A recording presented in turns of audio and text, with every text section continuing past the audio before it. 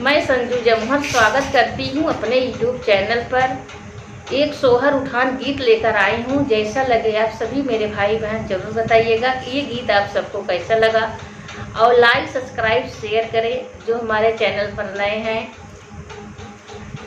भगवन दई दयक ललनवा दुनिया तनवा मरिहीना, भगवन दई दयक ललनवा दुनिया तनवा मरिहीना। सास तनवा मरिही ससुर तनवा मरिही, सास तनवा मरिही ससुर तनवा मरिही। तनवा ओनहु मरिहीना, तनवा ओनहु मरिहीना। जेकरे सथवा सिंदूर दनवा तनवा ओनहु मरिहीना, जेकरे सथवा सिंदूर दनवा तनवा ओनहु मरिहीना। भगवन दई दयक ललनवा दुनिया तनवा मरिहीना, भगवन दई दयक ललनवा दुनिया तनवा मरिहीना।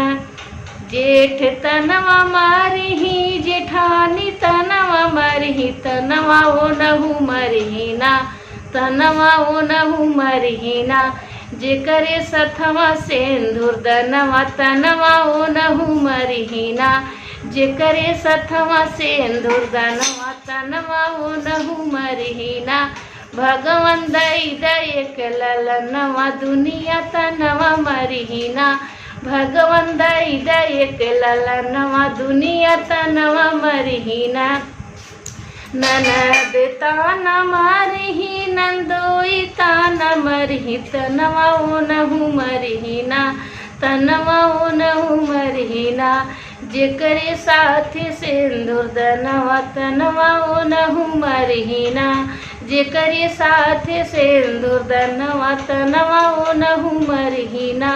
भगवन दई दयक ललनवा दुनिया तनवा मरिहीना, भगवन दई दयक ललनवा दुनिया तनवा मरिहीना। देवर तनवा मरिही देवरानी तनवा मरिही, तनवा ओनहु मरिहीना, तनवा ओनहु मरिहीना। जेकरे साथे सिंदूर दनवा तनवा ओनहु मरिहीना, जेकरे साथे सिंदूर दनवा तनवा ओनहु मरिहीना। भगवन दई दयक ललनवा दुनिया तनवा मरिहीना, भगवन दई दयक ललनवा दुनिया तनवा मरिहीना।